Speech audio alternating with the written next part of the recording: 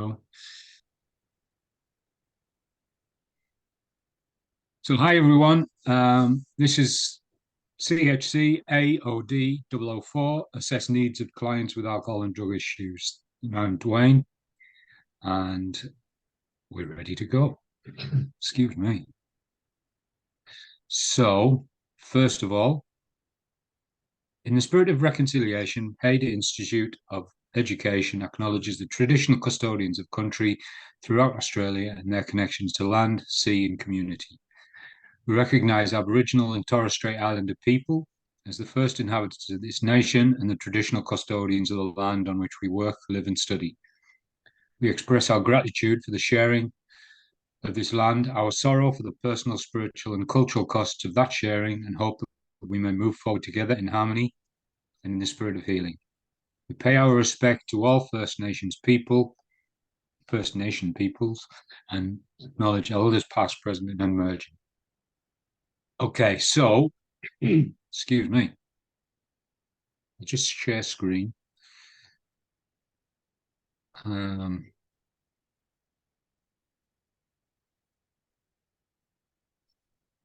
So in writing this, they have taken it straight from the government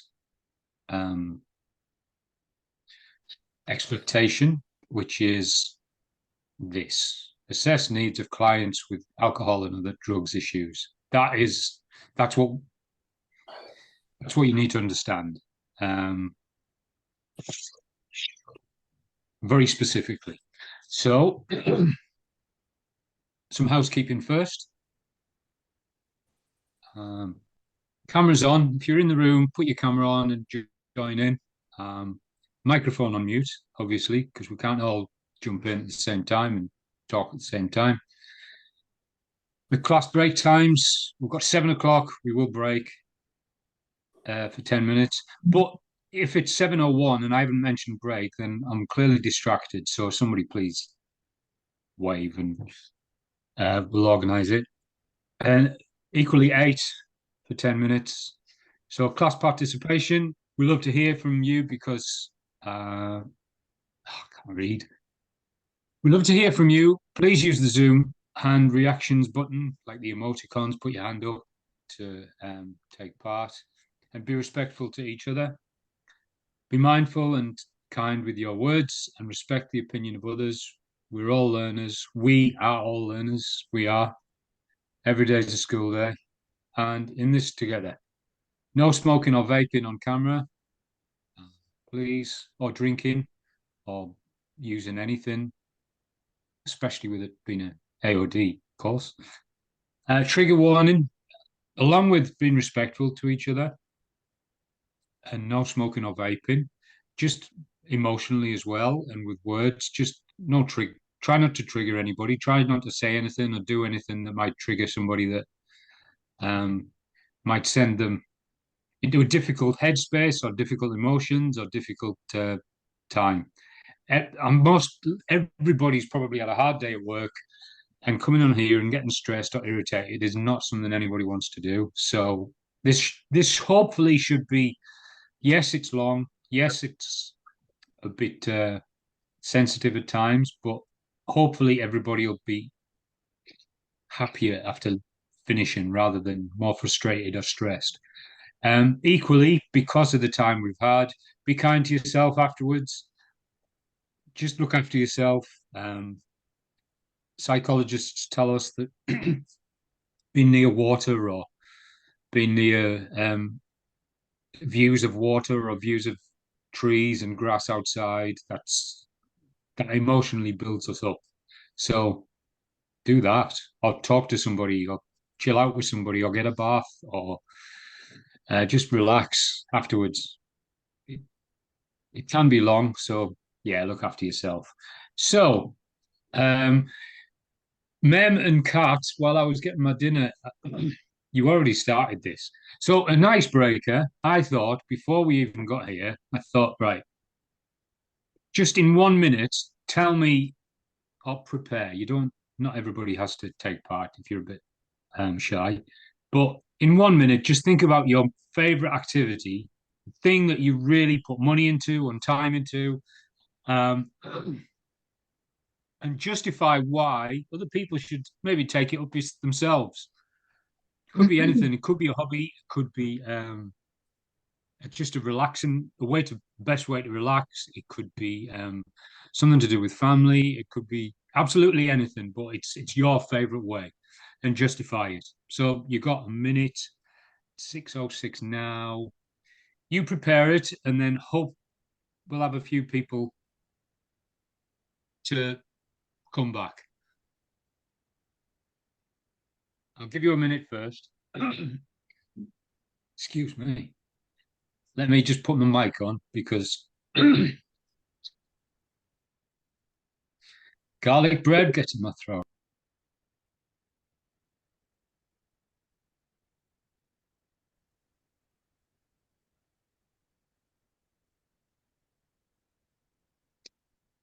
All right. It looked like Luke was like just ready. Um, Go Hello. for it, Luke. Hi, everyone. My name's Luke. The reason I was so ready is because I'm away sort of doing it now. And so I'm a musician. I play the drums, and I'm away in the Otways at the moment looking after a friend who's just had surgery. And yeah, I've got my instrument up here, and yeah, I would encourage anyone to take up playing an instrument. I find that there's a lot of therapeutic value in it. It's a great stress reliever. It's a great way of expressing yourself. Yeah, there's a lot to be said about playing music. It's fun too. So, yeah, that's what I wanted to share. Great. Thanks, Luke. Ma'am, go on. Just in case you might say something different. Yeah, thanks. Hi, everybody. Yeah, something different. Long day, like you said, Dwayne, and I live with ADHD, so my mind doesn't stop racing. And meditation is really hard for me. I've given it a crack for a good 20 years and it just doesn't work. But what I've discovered of recent is doesn't matter what time I finish work, 2 o'clock, 4 o'clock, whatever. I come home, don't even stop my car, grab my dog, go to the park, let her do her thing, and I do mindfulness instead. So I get in touch with my senses, feel the breeze in the back of my ear, listen to the exhaust pipe, smell the dog poo in the park, all those see something, or yeah, it just relaxes me and it just really grounds me after work, and yeah, I feel better for it. So if you have problem meditating like me, try mindfulness. Thank you. That's great. That's really good. Somebody else?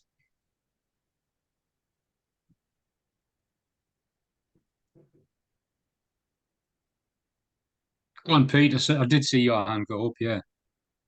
But my hand was up before because I wanted to ask you a question. Not because I was You've ready. thrown yourself in now.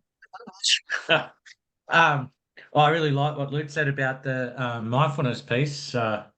Yeah, because I find that a lot of people have sort of preconceived ideas about what meditation is. It's not just one little thing. It can be so much, just like mindfulness. Whether you're water skiing, as an example, something that I like to do is that, or surf, or anything where you're really, really focused on something. That is kind of like being in a meditative state. Certainly, you don't have as many rubbish thoughts coming into your busy mind, making it even more busy and distracting you. Yeah. So anyway, that's just my view on that. So it's really good that Luke said something similar to that, Yeah. My thing now, and for the since January last year, has been the ocean.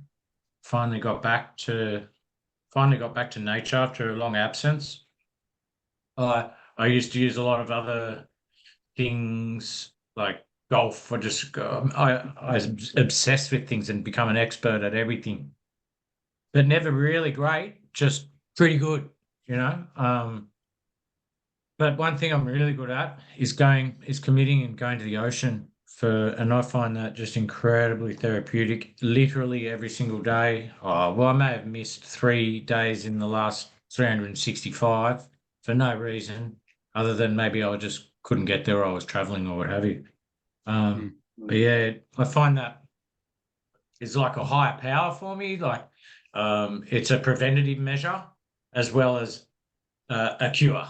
So if my preventative stuff hasn't worked for any sort of less than good thinking, yeah, then I can always cure it with the ocean.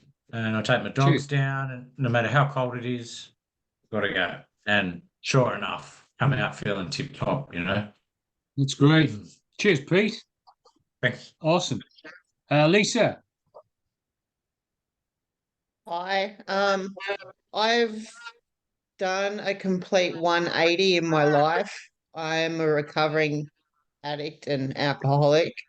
And so now I spend my time doing this Cert 4 and the Cert 4 in mental health as well.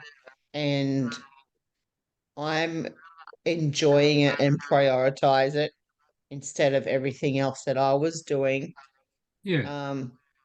I have ASD, and so do my two boys that are living at home. So getting supports and connecting with other people and stuff like that, I enjoy as well. I attend AA meetings twice a week and have a sponsor and meet with her once a week, and I'm really enjoying that. I'm just really enjoying life in general because it's completely changed. Right. So you're almost recommending people to study. Yeah. That's great. Thanks. Bray, go for it. Hi, yeah, I'm Bray. Bit remiss to I'm essentially going to repeat what Luke said. I like playing music and listening to Right. music. It's therapeutic, of course, but it helps out in so many multifaceted ways. Like it can not only does it relax you, but you know, it increases the capacity for memory, recollection, things like that. Boosts kind of team spirit when you're team morale when you're playing with other people, locks you in that way. Teaches you a lot of patience and perseverance as well when you have to practice. Hand-eye coordination as well, that can be useful in other things like sports, what have you. I'm not a very sporty guy, if you couldn't tell, but I'm sure it could help. Concentration, things like that. It's just great outlet. So it's not just listening to music, but playing it. Yeah, as well. Yeah. Okay, that's another level. Yeah. Wow. It fosters a lot of self-expression, just like writing would or painting. And great stress reliever if you're a bit angry or sad. It's very cathartic, especially drums, as Luke mentioned. If you just beat the shit out of them when you're angry, it's great. It's like a punching bag. So yeah, that's me. I love that. I spend at least 2/3 of my day thinking about it. Okay, thanks. That's great. And finally, Jane.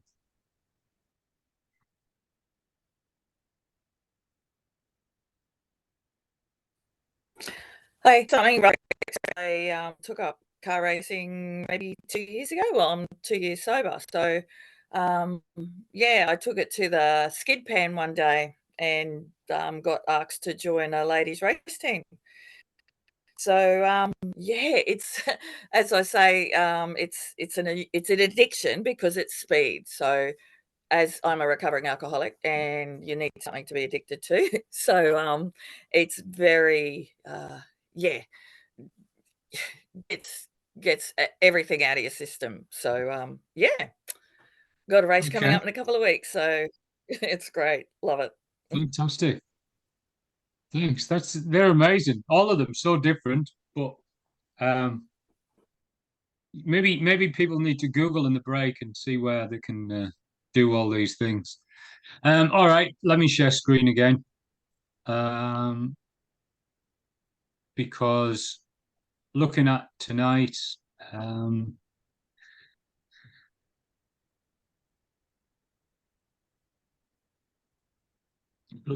this is what we're looking at. Got to talk about conducting assessment of AOD, alcohol and other drugs. That is in community services, which we're in. They just term it AOD. AOD is everything. It's never DOA. That would be dead on arrival or something. But AOD would be alcohol and other drugs. And that's what it is. It's because alcohol and other drugs is the generic term for every, I was going to say addiction, but it's not, because you can be addicted to other things, as Jane's mentioned. So it's a generic term for the services. Determine eligibility, service requirements, and referral needs, and knowledge of factors affecting assessment, and range of different clients. So, like I said, the first slide, assess needs of clients with alcohol and other drugs. So, obviously some important words in that. Assessment, like trying to level it, trying to gauge it, trying to figure it out. Needs, what is it they need? And clients with other alcohol and other drug issues. So doesn't go into it as much yet, but alcohol and other drug issues doesn't mean they're the ones that are using or drinking, because it could be a family member that's at risk. It could be a family member that's affected by it when it's not them that's having the issue. So all sorts of AOD agencies are working with people that are affected by the AOD. Sometimes it's the client themselves that are drinking or using that gets the help, hopefully, first. So legal and ethical considerations. I can't even see that. I don't know how you might do. So we've got, by the end of this session, you'll understand mandatory reporting, legislation, ethics, and rights and responsibilities. Put your hand up if you'd recognize any of them terms. Like, you might know them generically from your work or other areas of your life. Yeah. Okay. Yeah. So, mandatory reporting, first of all, is a specific term, and it only means one thing. It's when somebody's at risk, basically. When you're working in community services, if you find out that somebody's at risk, especially children or the client themselves, then it's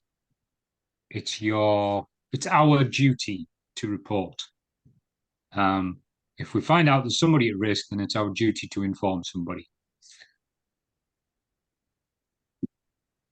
So we've got, excuse me, Children and Young People Facts for the 2008 Act, not Act, but in ACT, sorry. Children and Community Services Act in 2004. Children and Young Persons Care and Protection Act, 1998. That's our New South Wales one. And we've got the Western Australia one, Misuse of Drugs Act, the Liquor Control Act, and Alcohol and Other Drugs Act. So they're the things that are relevant to legislation. So wherever you are, and it's not a cheat, but that's a bit of a leader for you.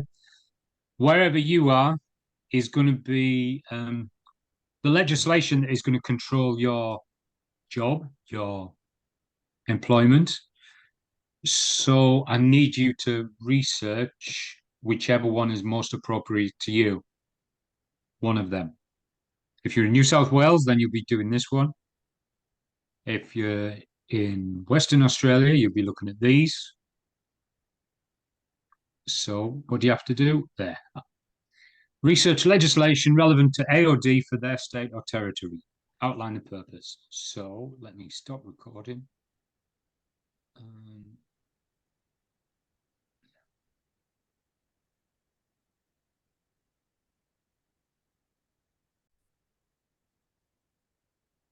So when we find out that somebody is at risk, there's a load of different people that that we need to notify, that we're required to notify. It's not just a good idea to inform somebody that somebody's at risk. If it's a child at risk, then we have to inform certain agencies.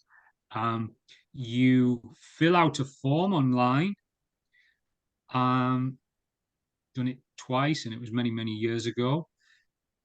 But you call the telephone number, and then you sign on a website, and you inform somebody. And like I said, if somebody's going to tell you that they are having issues, or that their life is at risk, or somebody else's life is at risk, or that there's a child at risk, it's going to be last thing in the day, and you're ready to go home, you're ready to walk out the door, and then you've got to maybe contact a mental health unit, or see if there's a bed in somewhere for this person that's in front of you. And it's not easy, but it's a relief when you do find somewhere for someone. Specifically for children and young people, there's a list of questions when you fill out the form online that are asking certain invasive questions about what could be the possible outcome, and how much at risk is the person. The caveat is that the person that comes in, it shouldn't be that you're going to spring this on them, and that they've told you something in confidence, and now you're going to report them for it. It's as soon as they walk in, it's a general low level chit chat. That's, hey, just so you know, you tell me it's all confidential except, and that's a disclosure agreement. They're meant to sign it. It's meant to be written down so that you can read it as well. But it's not meant to be anything big, but it is meant to inform them that we are required to keep things confidential unless somebody's at risk. So if they inform us that there's a child at risk and they've had to tell somebody, but they don't want anything to happen about it, that's not what we do. If they're telling us that something like that, then we have to follow it through. If they're telling us that they want to harm themselves, then that could be it could be a smokescreen, but we have to follow it through. There's certain ways to find out what the issue is.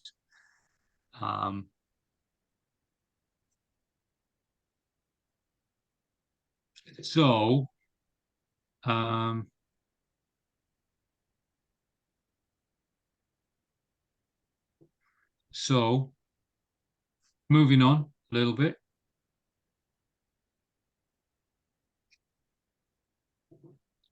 It's basically what I've just said. Somebody mentioned that there's certain jobs and roles that actually are mandated to report, like psychologists, psychiatrists, health workers. Can't remember who that was, but that's okay. So where a client threatens to harm themselves or others, child at risk of abuse, and there's 6 types of abuse, is there? Somebody, can anybody remind me how many types of abuse are there? Anyone know? There's physical, emotional. There's a lot of ways that somebody can be abused, and if any of them are at risk, then we've got to pass that on. So Good. Was somebody going to mention it? No? All right. I'll share the screen again. I was going to So, say, yeah, like I think it's like fine. Oh, sorry. No good. So where a client threatens to harm themselves or others, where there's a child at risk of abuse, client gives consent. That's meant to happen first. So the client's already given consent for you to inform somebody if there's something going to happen, and then they usually tell you, and where the law requires. Other than that, the opposite of that is that you're going to be potentially working in an agency that people want to hold you in confidence. They want to tell you things that you're not going to tell anyone, which is fine. That's almost what a lot of agencies are there for, to keep things in confidence. And that's awesome. It's just that when something like this is there, then that's really, really important. So here we go.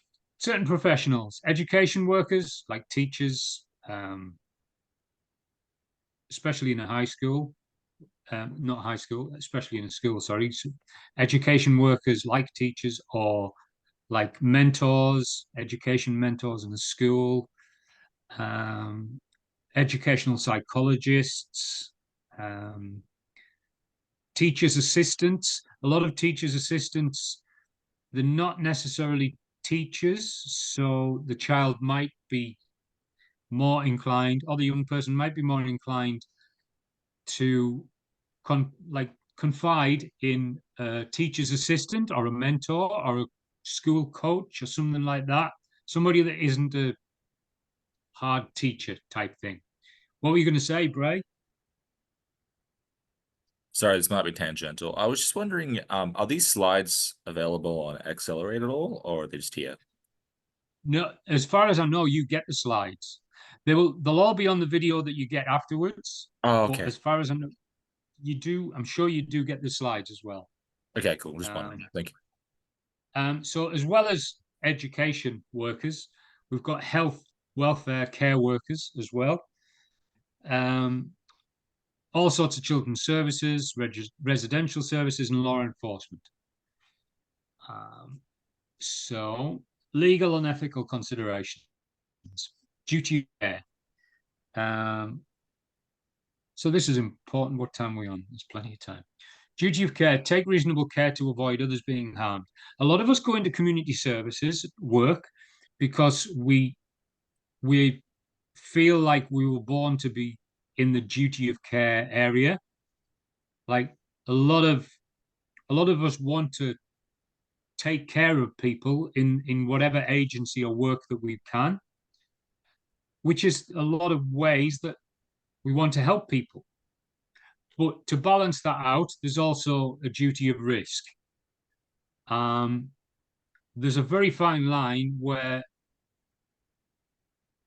unless the children, if they're an adult, how far does duty of care go? Because the duty of risk is the complete opposite that. Not the duty of risk, the dignity of risk, sorry. It's the right of a person to make their own choices. If somebody wants to do something that might be a bit risky, it might have potential to harm them, then if they're an adult, then we have to give them that dignity. We have to allow them to be themselves. And we can't force our help. We can't force our care onto them. Just because we are bound by the duty of care and we want to help somebody doesn't mean that we have the right to impose that on people until they're under 18 or until they're seriously at risk. And like Anna said, they can be mandated to have 2 weeks of treatment in a rehab, not always a rehab, sorry, a detox maybe, or a mental health unit. And that can often happen. What were you going to say, Luke? Yeah, I was just going to say that just the distinction also in that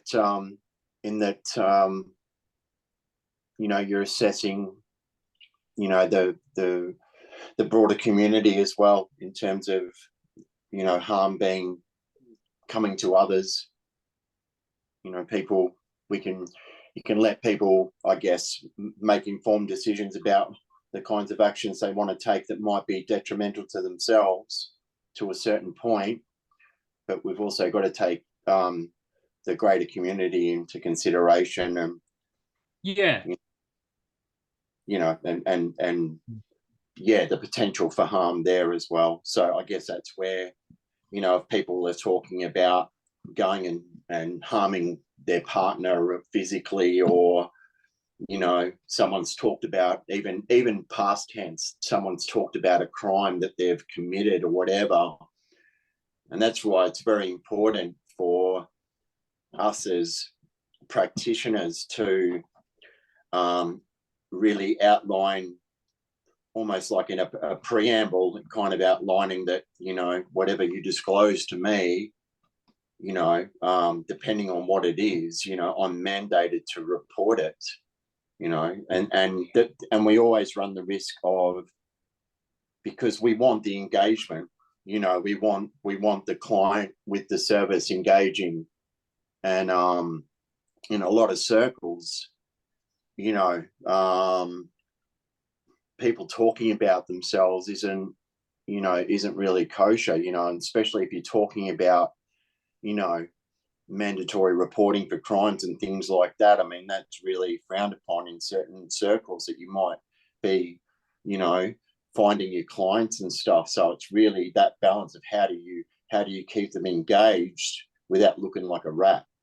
And and so if you're drawing that line straight away, hey, I do want to develop a trusting relationship with you, but if you're going to be talking about crime and stuff like that, it's not me. I'm mandated by law. I have to. If I don't, I am, I'm negligent in my role. So those are really important considerations. Yeah, so it's not just it might not be a specific person that's at risk. It could be a generic, anyone could be at risk. So it's protection as well. Informed consent, also permission to be provided with treatment and care offered and planned. So the informed consent is the document that they're meant to sign as soon as they go in. It's amazing how many different types of informed consent that you might see, but if you're a doctor or a psychologist, counselor, care worker, youth worker, they'll all have different styles, but it all does pretty much the same. And it informs them that that agency is there to help them, look after them, support them. But if anything is disclosed, then it's up to the agency and the person in the agency responsible to pass that on to important authorities, or pass the person on to the important authorities, depending on who that is. It's usually just a referral, because it's not usually something massive that gets disclosed. It's usually that people are worried about somebody being at risk of harm, but they can't be sure. So it's then up to the agency, whoever we are, to say, okay, is it important to call the police right now? No, probably not. Is it important to call child protection right now? Probably not. Is it important to refer the client to maybe a healthcare worker, or a psychologist, or a counselor, maybe a counselor, or somebody in HR in the client's workplace, maybe? That could be a useful thing to do. So it's quite often a referral thing that we have to do. So, legal and ethical considerations. When there's a bit of a breakdown in the care, and the agency that they've come to, the client is expecting care, the client's expecting support, the client is expecting something helpful to be done for them, but then it breaks down and they don't get what they expected to get from the agency, which would be a failure to provide the care. There's all sorts of reasons. And without going into too much detail, if a lot of charities might give out food vouchers or like Coles vouchers or rent assistance or financial counseling, but it might stop if the client decides to shop from all the agencies. And then when agencies find out that the client is doing the rounds, then the agencies might here fail to provide the care that's needed because the client is seen to be taking advantage of it. They might not be taking advantage of it. They might really need the vouchers or the whatever they've gone in to ask for. But certain agencies would say that at the moment we're gonna hold off on giving you support. I'll just get down these, Luke, first. Which means that the client is considered undeserved. They don't deserve the vouchers. They don't deserve the support. They don't deserve the counselling. They don't deserve that thing that, or they don't deserve to go back to rehab, even though they've been there 3 or 4 times. Family or friends have discriminated against them. The cultural background or ability to speak English. If they can't speak English and they can't understand what is being expected, they didn't realize that they're not allowed to shop around for all the food vouchers in the area. But specifically, we've got equal opportunities in all the states and territories. We've got equal opportunities all over the world. But this is for Western Australia, this one. What were you going to say, Luke? Yeah, sorry, mate. I don't want to hog the mic. The stigma, the frequent flyer syndrome, where people are, perceived to be accessing services or treatment time and time again, and they're perceived as they're just not getting it, whatever it is, and really it just takes whatever it takes with a client, to make it. And it's, I think any time that a client fronts up to any service or any type of treatment, they should be given the benefit of treatment that this might be just the time. And I think, how does one measure one's recovery? There's not many longitudinal studies that are done over people's lifetimes, that sort of, measure success. It's, this is the span of people's lifetimes sometimes. And, and it's not any one thing that says that this person is a successful client. It's more than just an episode of care that makes a success, but anyway, yeah, everything you spoke about, I'm glad that it's being spoken about, because it's an insidious practice, that practitioners or services, practice, and that discrimination against people fronting up to that service, wanting treatment and help. Thanks, Luke. I'll just check I need to check every now and again that we're still recording, because yes, we are.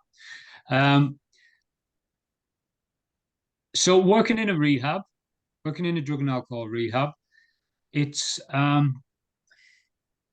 you do see the similar or the same people. Not, I was going to say similar people. No, you see the same people sometimes.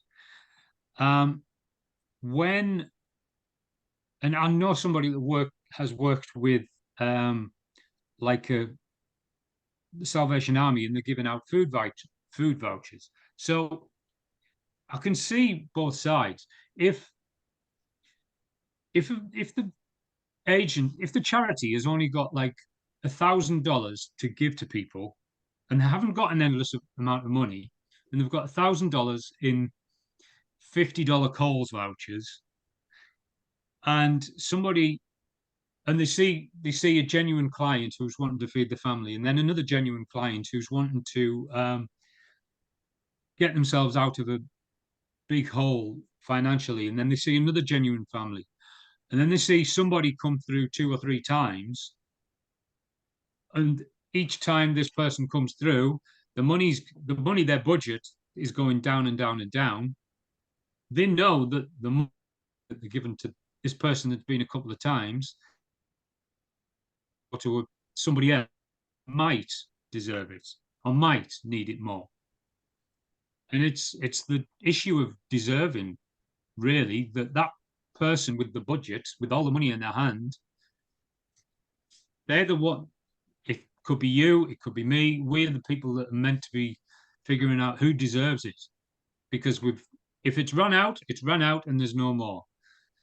But the other side of that is working in a rehab where you do see the same people come through, and apparently there's been studies done on it that Luke mentioned somebody who doesn't get it, whatever it is. Working in a rehab, a lot of people don't get it. A lot of the clients don't get it until they've been 5, 6, 7 times. And seeing somebody come through 3, 4, 5, 6 times is hard.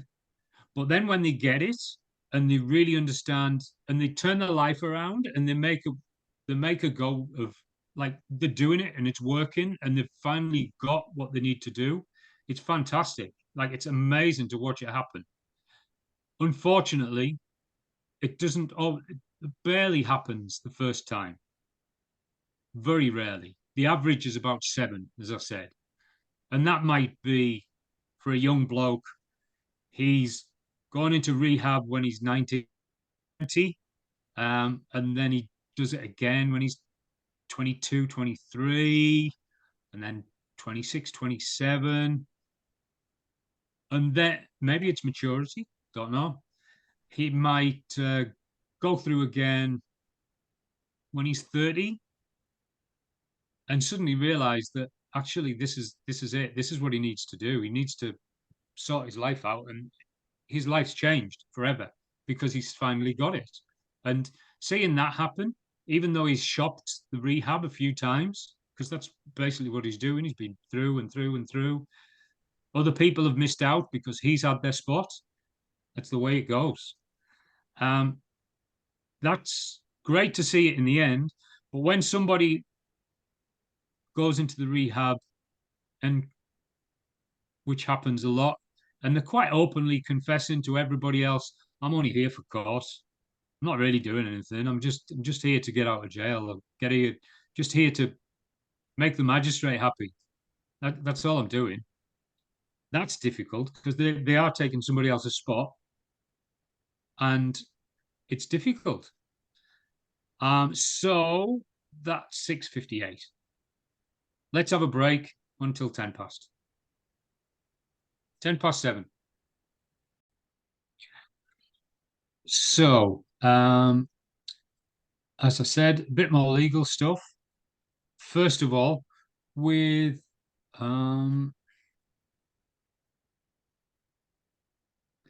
this, I was saying, where's it gone? Dignity of risk was the one before it. The dignity of risk, letting a person make their own choices. More often, it's mentioned in aged care work. Not sure why, but what is dignity of risk? It's but the person has the right to live the way they choose, even if the choices involve some risk. I'm not quite sure what old people and aged care are going to be. I don't think they go on skydiving or anything like that, or like or fast car racing or anything like that. But if something you want to do involves some risk to you, your aged care provider should support you and your representative to understand the risks and manage them. They should also respect your wishes and preferences. Mem, can you shed some light on this? Yeah, thanks, mate. Yeah, I work in aged care and we get a care plan with them where balance is an issue and they need to use a walking frame, but they don't like going out in public with it. So Right. what they do is they like to use their cane instead. And I'll just give you one really quick example. One of my clients, I had to take him out for coffee for 2 hours. So he didn't like using the frame. So I made a deal with him. I said, if we find we'll take the frame. If we find parking which is close to the cafe, how about you can use your walking stick? But if it's long, then fit through. You can. So with the legal and ethical considerations, mention the dignity of risk.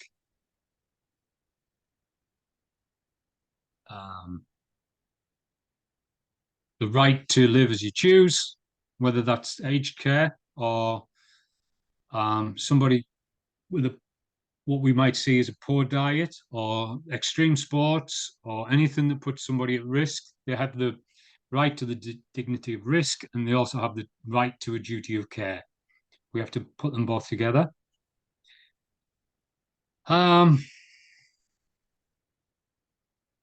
And failure to provide care and Privacy Acts, legal and ethical considerations for the Privacy Acts. Everything should be locked away, locked room, filing cabinet that's locked. Not everybody gets a key. Software has passwords that not everybody can figure out.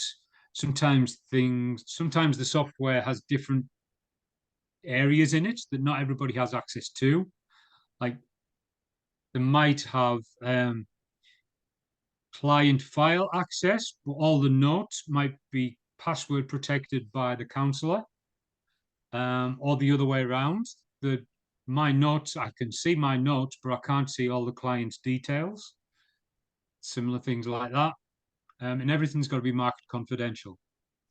So we're bound by codes of conduct, we're bound by work role boundaries, and we're bound by codes of practice and work health and safety. It's all got to be kept in our memory and walking between them all. So, what strategies can be implemented in the workplace that relate to privacy legislation? Here we go. What have you found? Luke, hands up first. Go for it. So I know that I've worked in a residential unit, and people frequented the office quite a bit, but we had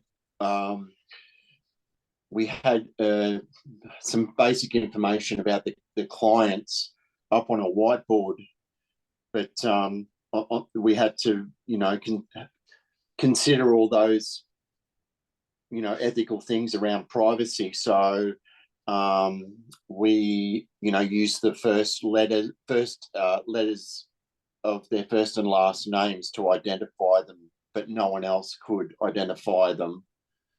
So that was one strategy that sort of alleviated that, respected their anonymity, but we were also able to do things procedurally within the workplace. It didn't impede what we needed to do in the office in regards to people. Yeah, I do wonder how they get around that. If you walk into any ward in a hospital you can see, well, it used to be on a whiteboard, but it's all digital now. And you can see in the background their names and what bed they're in. And it doesn't take much before it's given too much away, like straight away. A lot of people shouldn't necessarily be found by the general public if they were looking. So I don't know how the hospital gets around that, obviously, but yeah. Somebody else? Who else has got their hand up? Oh, Pete, go for it.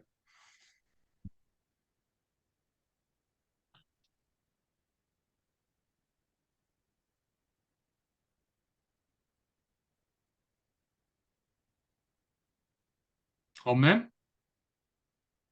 No? All right. Pete? Are you there? I think he's on mute.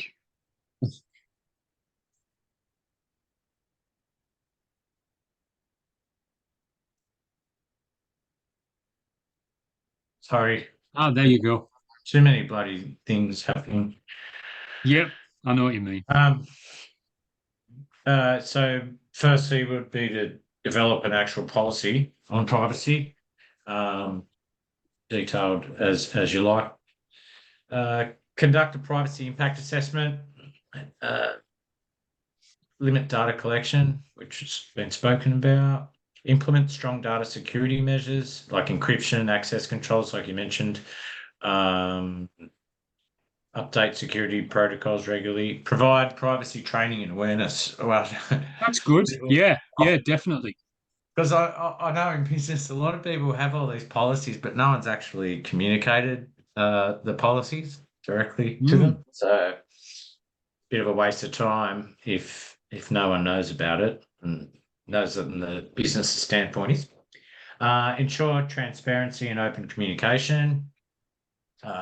So with employees and also the participants or clients, explaining to them what data you keep and how it's used. Appoint a data protection officer. That's in bigger companies, I suppose, or someone that's just maybe got a bit of a thing for that sort of stuff, that likes managing those things. It's not my cup of tea. Someone else can do that. There's always somebody. Sorry? There's always somebody that wants to, isn't there, Peter? Oh, yeah, absolutely. Thank God. And I'll do stuff that no one else wants to do too. But and regularly review and update the policies and practices. I mean, you can just search online for best practice, privacy policy in a small business or a large business, and you could explain the situation. They'll come back with a million different ideas on what's the latest craze in protection.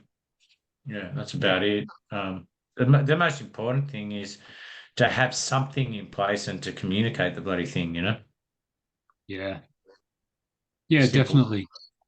Yeah. Mem? Yeah, when I did my stint in rehab, we had to do a bit of journaling, and quite often some of our journals would go disappearing because other people would be picking them up and reading them. So they had to implement a Dropbox to protect, right? And yeah, it was quite important because you're writing your heart and soul basically, and that could be used as a weapon against you sometimes. Yeah. Okay. So back to it.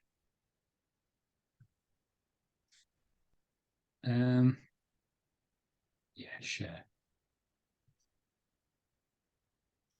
So human rights, as I mentioned before, human rights, everybody's got both dignity of risk and duty of care. So it's in the Universal Declaration, brought up after the Second World War, that people have these rights. Access care to help with their addiction. And people with AOD issues may not be seen as real people and suffer isolation or harassment. So because they might be seen to be milking the system, or they're not taking advantage of every opportunity, they're taking the rehab for a ride, so that they're not as important as the people that are taking things seriously. we're not there to, none of us are in community services to decide who deserves the care. That's not what our job's going to be. We will never be the ones to decide who deserves to get this and who deserves to not get a handout or not get a spot or not get any help. So, rights of clients. Let me just skip ahead a second. I've got a video on it. Be best fit.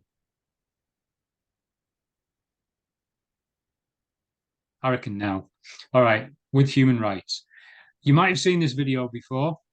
It's brilliant. I've watched it a million times because it's brilliant. If you've been working in addiction or you've been closely connected with addiction at all, you've probably seen it, but you have to watch it again. I haven't got the way to get you to watch it on my laptop because it slows right down. One day I'll get it, but I'll copy this into the chat, and then if everybody watches it, click on the link, and then everybody can watch it. It's called Everything That You Think You Know About Addiction Is Wrong. Anybody heard it? Seen it? No? Oh, right. Okay. So, chat.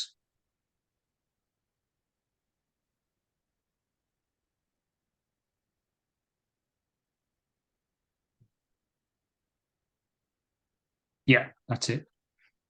Okay, so that video is, how long is it? Oh, there the ads. And it's 15 minutes. So 40, that's exactly 1:45. So we'll come back after the video. I'll give you a minute just in case you started later. I'll mute as well because you don't want 2 or 3, everybody on mute. You don't want 2 or 3 voices coming through your laptop. It's great. Click on the link and watch it, and then we'll talk about it afterwards. And I'll pause this. I'm going to pause it.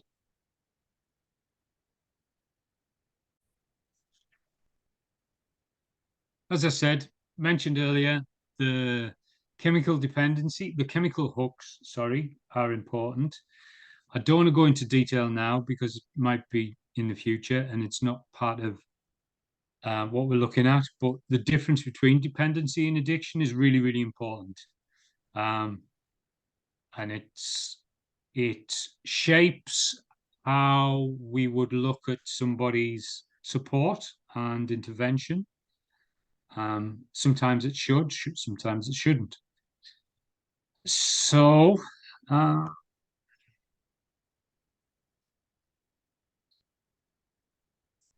going back to this one, human rights, the Universal Declaration for access to care with their addiction. People with AOD issues may not be seen as real people and suffer isolation or harassment. Especially when people get confused with dependency and addiction. So, provision of services in a safe environment. That's really, really important. We mentioned success earlier. Luke asked about success. And one of the factors for success is if somebody feels safe, then I don't want to say a percentage, but it's a massive percentage. If somebody feels safe, then they are well on the way there, which is why a lot of people say, why do I have to go to rehab? Why do I have to go to detox? Why can't I do it at home? If somebody feels safe at home, then they probably can. If it's all set up, a lot of times people might be using because they don't feel safe. So that's probably why they can't do it at home. But if they can isolate in home and they feel safe, then that's a massive start. Treatment that is fair, it's not prejudiced, it's not coming from a standpoint of, well, you don't deserve it, but we'll give you it anyway. It's an equal opportunity human right thing. Is your hand up, Pete, or is it just still up? All right, sorry. And confidentiality of information provided. So obviously, it's all right, it's fine. Obviously, data protection. We only take the information that we need. We don't take any other information.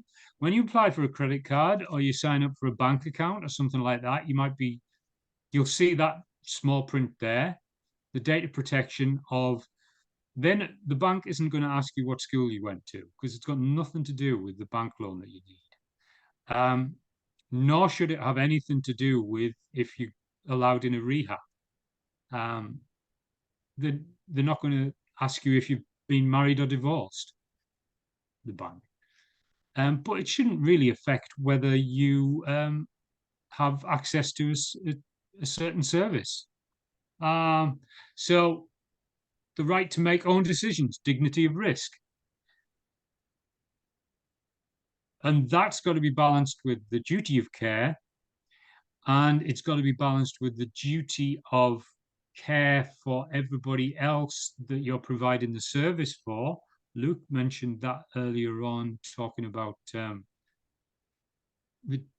duty of care of society. Sorry. So if you're in a rehab or a detox, you have the right. You might be mandated, even. You might be told that you're not leaving until something happens, or the 2 weeks are up, or something like that. Or the court might say that you're staying in rehab for this amount of time. And there's nothing you can do about it. Except use. If you were found to be using while you're there, then the duty of care and the duty and the dignity of risk goes out the window, because now you might be triggering somebody else and you might be putting other people at risk. So the balance of duty of care and dignity of risk and duty of care to everybody else, it's a very careful balancing act. That's all got to be carefully looked at. And timely and effective service is the last. So keeping going, responsibilities of clients, treat others in the service safe environment for all.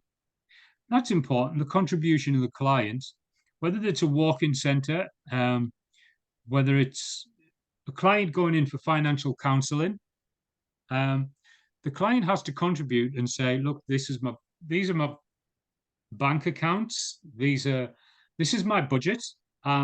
This is what I spend my money on. And this is the help that I would like. And this is what I'm prepared to do about it. If somebody's just coming in for a handout and they're just not willing to interact, or they're not willing to carry out what they need to do, then somebody's going to say that they don't deserve it, but it is a responsibility of the client to contribute and participate in treatment to the best of their ability. The next point would be, and if they don't, do they deserve the treatment? Yes, they do. They deserve the treatment. In a rehab, when the staff and caseworkers are all working a lot harder than the client for the client's recovery, hoping that one day they'll get it, and sometimes they do. Sometimes after a few weeks or months, they suddenly realize that everybody is working harder for them than they are, and mum and dad or brother and sister or kids were working harder for them than they've been, and suddenly the connection arrives, and it's fantastic. It's like a bing. Oh, that's not a light bulb, really. It's sorry. Thought it was a light bulb.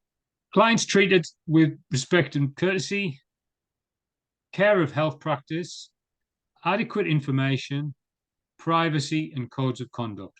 These are all. If you go to any service or charity, any organisation that's working with people, if you looked in the policies and procedures booklets, they're not going to be in the locked room with the clients. They're going to be probably behind reception desk, in massive folders lining the walls, possibly, or in a cupboard where they can't be seen because they look scary, but everybody has access to them and everybody needs to know where they are. And like Pete said, if they don't know where they are, then Pete's advocated for everybody to have training so that everybody knows what all the policies and procedures are for the whole organization. Because they're really, really important. How do you work with somebody that is from one background, is from a different background, when they're willing to work or they're not willing to work? So, the rights and responsibilities of the AOD service employees. Just when you're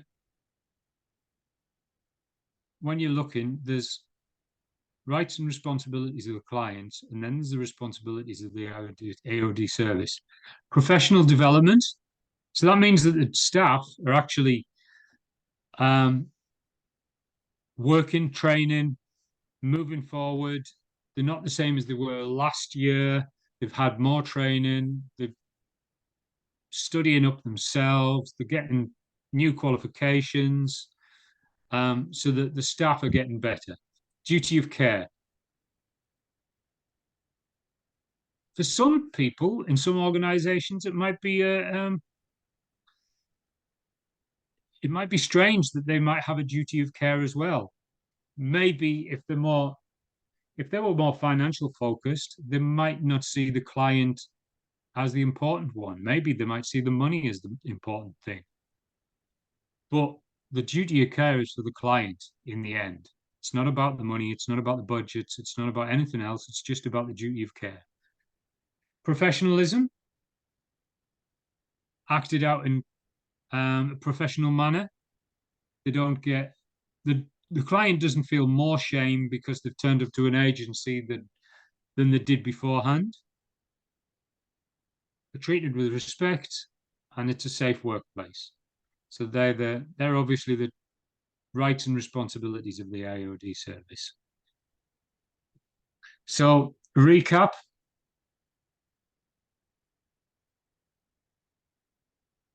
Key learnings were the mandatory reporting right at the beginning for the child protection, youth, AOD legislation that binds us or controls everything that we do. The legislation, the ethics, codes of conduct, privacy, and the what was the other one?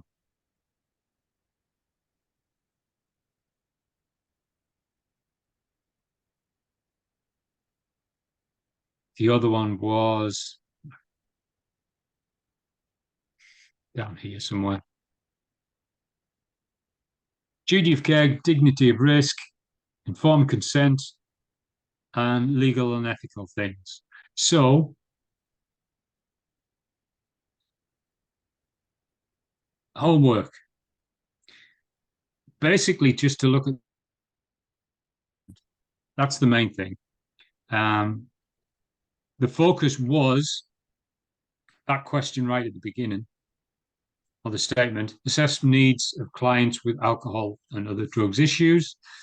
So the assessment is trying to figure out what it is they actually need. So assessing the needs is trying to figure out what they need.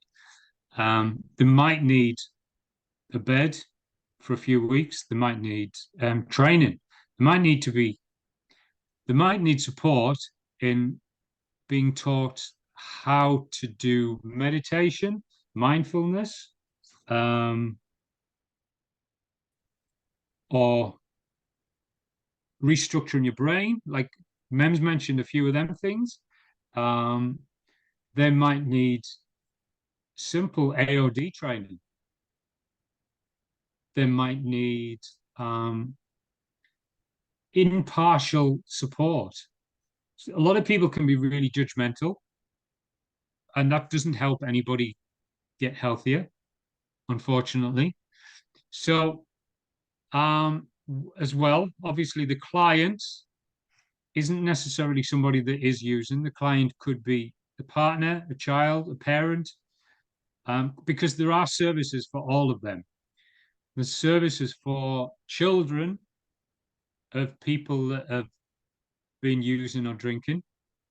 There's services for parents and partners of people been drinking and using drugs. So there's services for all of the people involved. And if you need to know any of them, then give me a call. Give me a call. Send me a message and we'll figure them out. Otherwise, we're going to end it in a second.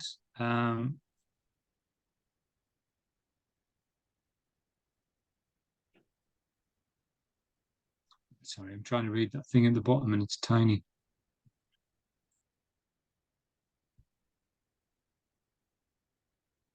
All right, I've stopped sharing. Questions, anyone?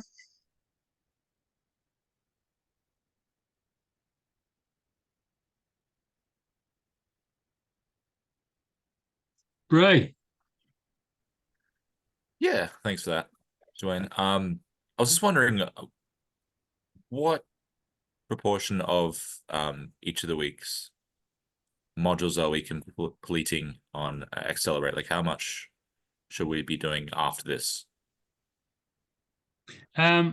There's probably 1 or 2 hours, 1 to 2 hours, around 2 hours research, I think.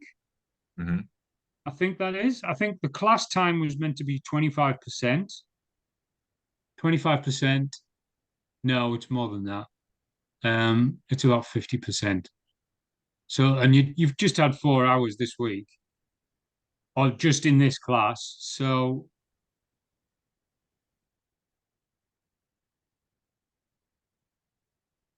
yeah, it's an extra 1 or 2 hours a week, as far as I know.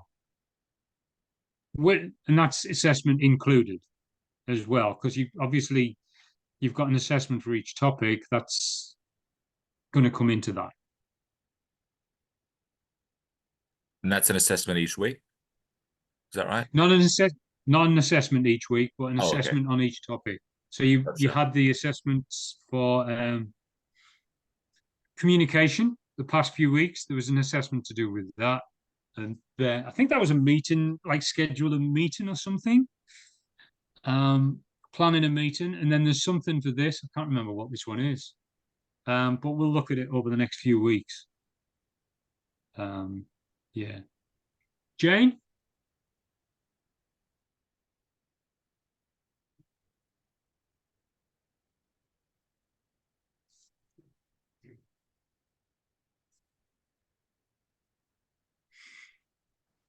Unmute. Try again. Okay. Yeah. I can't unmute. I can hear. Oh, you can hear me? Oh. Yeah. Okay.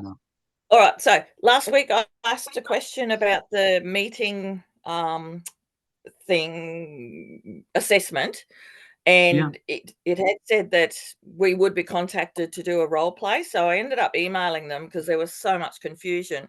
So Vicky said that there is a role play. We can't do this one by ourselves, and that we will have to have 4 class members. So there are other groups that are doing that need to do the same role play. So she said if I could mention tonight, if people could email her with a weekend that would suit them, and then she'll try and put people together because it's a core unit of another qualification. Right. Okay. And that was for the last so module. Is that right? Yes, the last module about meetings, facilitating a meeting. That's the one. Yes. Yeah. Okay. So I'm going to put and then they'll read us to complete one. Yeah. Okay. I'm just going to get Vicky's email, and then I'll put it in the chat.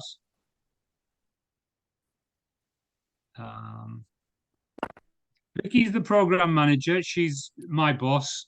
She's also a trainer.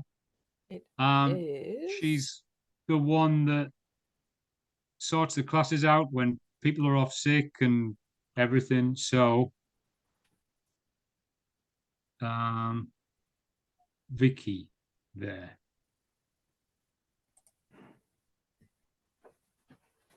Yeah, VIKI. And Vicky's also the one that you complain to when you need a new trainer because the other one's rubbish.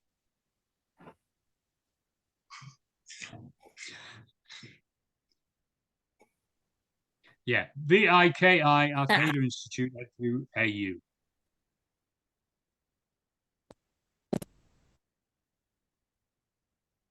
Okay, so over the next couple of weeks, we'll look at the next assessment for this topic.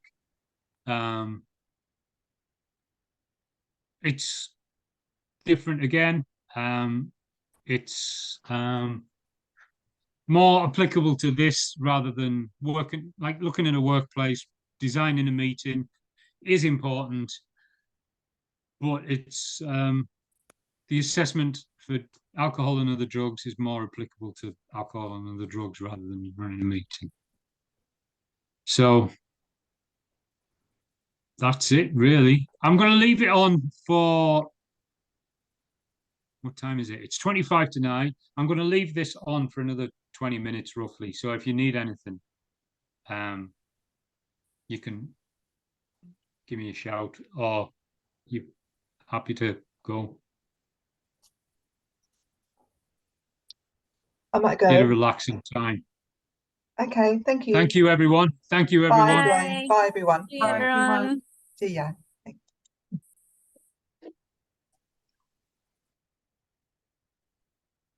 Dwayne, I just wanted to ask you, how do we manage to put out the hand signal up if we want to talk here?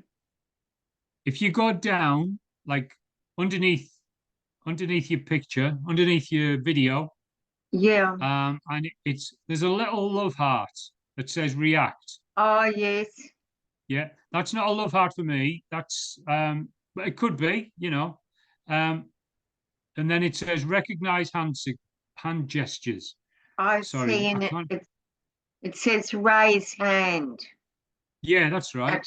Actually an option to raise hand. Fantastic. Yeah. Oh, mine says play a chime for raised hands. So when I don't see that your hand's up, mine will play a little tune now. Oh, right. Okay, great. Thanks for that. I just didn't know. Because this is my first time here on this live. I actually You're doing good. Yeah, thanks. I enrolled on the 11th. I mean, I started on the 11th of June, but I've had to just watch the recordings because I had something on, but now I can participate. So thank you. What other classes have you done? Have you been doing many others?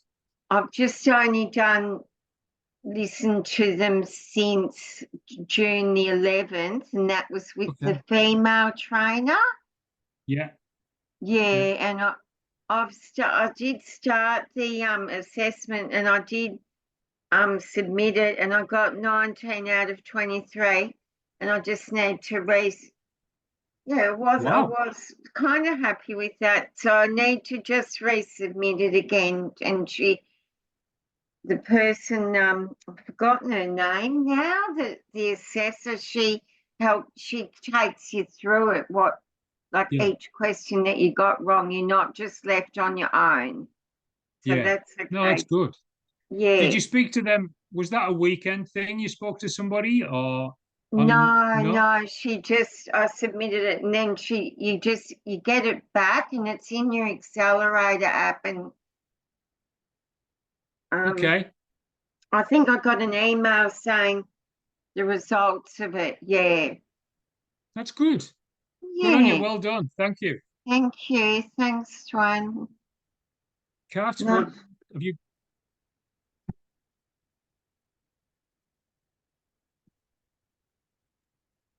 Sorry about that. I had to unmute. Real quick, I just wanted to ask you, I'm stuck on my assessment. I'm hoping you can help me. There's a question. It's item 10 of 23 in the assessment. It's asking me for 3 different group roles. So I'll just pull it up on my computer real quick so I can read you the question. It says item 10 of 23, and it's in the online quiz. It says name 3 different group roles and list the types of people within each group role. So I was completely lost. So I've looked back at the actual module. I can't see anything that I felt like I may have forgotten it or something. I've gone back, can't see anything that resembles this question. Could you refresh my memory without giving me too much information? Which module is it? Sorry. It is, let me pull it up. Give me one sec. Okay, so it's in the use communication to build relationships. Oh, the last one. Yeah, test 1 of 4 online quiz. I need it off the top of my head. It's 3 different group roles. That's what I don't know what it's all about, and explain how these different group roles can affect interpersonal communication. I don't know the group roles to be able to explain. I'm sure it's on about like a manager, a work health and safety person, and an employee. But that's just off the top of my head. I need to check it out. I was thinking gatekeeper, mediator. I didn't know what I was supposed to do. I was a bit stuck. So I was like, I don't want to, when I've got 3 attempts, I don't want to. No, I know what you mean. Did you stuff it up? Were you here when Christina was doing it? She was doing the communication. Yep. So either email Christina and she might be able to tell you straight away, or email me and I'll pass it on and try and get to the bottom of it. All right, cool. So I might just I'll email both. Yeah. I'll email. What one was it, Kat? It was on the let me just pull it up. It was item 10 of 23, test 1 of the online quiz that we did. And it says name 3 different group roles. Yeah. Do you remember this one? I did have that. Yeah. Yeah, and then it says explain how these different groups. I'll find it for you. Thank you virtually so certain I much, just mate. did it. Can I just say with that one, I found it was it's like in 2 parts. I think the first part of the question's asking for 3 different types of groups. Yeah. And then it's asking for the various roles within the groups. And like you, I found that difficult to track back and see where that was, where any sort of reference material was. I vaguely remembered Christina talking about a minute taker and a chairperson. Yes, that's what I was thinking. General participants. Yeah, So I okay. did use that as one of my examples, and I did something like I did a sports group like around basketball, and then I did a staff group. I see For the now. assessment, when you're running the meeting, you gotta have the person running the meeting. So there's the chairperson, somebody to write the agenda. So you're gonna need somebody to do that, and then you're gonna have the minute taker, which is going to be somebody different. You could have somebody doing attendance. These aren't necessarily specific group roles, but if Pete's got the list, these are just possible options. Yeah. See, if it's to do with facilitating meetings, that's like easy done, right? But I just don't know what group roles I'm supposed to be looking at. So yeah, that's all right. I'll wait on Pete and see what he's got for me. Thank you, Joe. And you know what? You are more technologically advanced than I am, darling. The other thing I did is I Googled it. I asked Google and it came up with some things. Yeah. Yeah, but anyway, I Good job. think it's good what you're doing, that you're going to get some proper feedback from facilitators. Yeah, Yeah. I'm just a bit nervous, not studying for 10 years. It's a bit daunting to get even one question potentially wrong, so I'm freaking out a little bit. I can understand that, but just keep in mind that you get your 3 attempts. And when I enrolled, they told me there's no such thing as failed. That even if, say, we did the 3 attempts and it came back wrong each, or we missed, we didn't get the full result, they're going to work with us to enable you to pass. Of That's what course, I yeah. was told. Is that right, Dwayne? Yeah, yeah. So that's a bit reassuring. Yes, sorry. They made it pass and fail. They stopped the pass and fail years and years ago. So they've changed it. First, they changed it to satisfactory and not yet satisfactory, and then it went to competent and not yet competent. So it's not yet. So that it's you've either done it or it's not yet done. That's the basically, yeah. Yeah, okay. Awesome. Thank you all. Thanks. Thank See you ya. too. Okay, bye. See you next week. Yep, see Bye. you then. Bye-bye. Take care. You too. Bye.